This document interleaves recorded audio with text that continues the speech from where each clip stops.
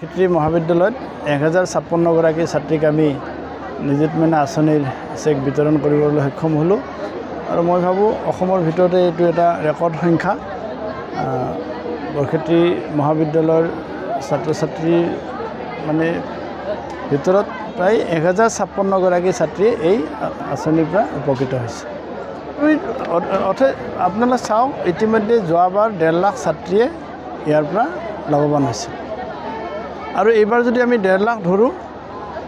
1,60,000 আছিলে যোৱাবাৰ আৰু 1,60,000 যদি এইবাৰ ধৰোঁ 3,20,000 হ'ব লাগে কিন্তু এইবাৰ 3,50,000 হৈছে তাৰমানে 30,000 ছাত্ৰীয়ে নতুনকৈ এইবাৰ এডমিশ্যন লৈছে এডমিশ্যনৰ গ্ৰথটো বাঢ়িছে এনৰলমেণ্টৰ গ্ৰথ যিটো বাঢ়িছে এইটো আমাৰ নিযুত মইনা আঁচনিৰ প্ৰভাৱ কাৰণ বহুত অভিভাৱকে পইচাৰ অভাৱত হায়াৰ ছেকেণ্ডেৰীত এডমিশ্যন নিদিয়ে বা ডিগ্ৰীত এডমিশ্যন নিদিয়ে এইবাৰ এই নিযুত মইনা আঁচনি পোৱাৰ কাৰণে গোটেই অসমত 30,000 ছাত্ৰীৰ এনৰলমেণ্টটো বৃদ্ধি হৈছে সেইটোৱে প্ৰমাণ কৰিছে এই মহাবিদ্যালয়ত আজি স্নাতক আৰু উচ্চতৰ মাধ্যমিক দুটা লৈ 1056খন চিট বিতৰণ কৰা হ'ল আমাৰ GMDৰ অধ্যক্ষ শ্ৰীযুত নাৰায়ণ ডেকা ছাৰ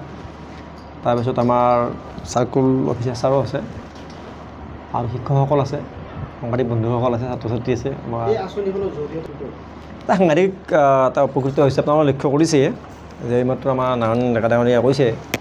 যে এইটো যোৱা বছৰটো ইণ্ট্ৰডিউচ কৰিছিল এইবাৰ নিযুত মইনা 2.0 চলি আছে তাৰমানে ইট ইণ্ডিকেটছ ডেট এইটো যোৱাবাৰে আৰম্ভ হৈছে গতিকে এইবাৰ যোৱাবাৰৰ তুলনাত এইবাৰ ছাত্ৰীৰ সংখ্যা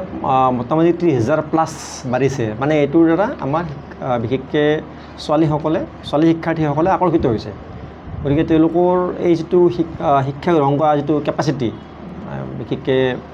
আপোনালোকে দেখা পাইছে যে বৰক্ষেত্ৰী অঞ্চলটো এটা পিছপৰা অঞ্চল আৰ্থিকভাৱে আৰু বহু গাৰ্জেনৰ কেপাচিটি নাথাকে পঢ়োৱাৰ কাৰণে গতিকে এই যিটো নিযুত মইনা আঁচনি ইয়াৰ জৰিয়তে আৰ্থিকভাৱে আমাৰ গাৰ্জেনসকলে সকাহ পাইছে আৰু শিক্ষাৰ্থীসকলে তেওঁলোকৰ আত্মবিশ্বাসটো বৃদ্ধি পাইছে উচ্চ শিক্ষা লোৱাৰ কাৰণে আৰু এটা সুদূৰ প্ৰসাৰী এটা প্ৰভাৱ পেলাব যিকোনো খবৰৰ বাবে যোগাযোগ কৰক 7099017330 লগতে 7099017110 নম্বৰত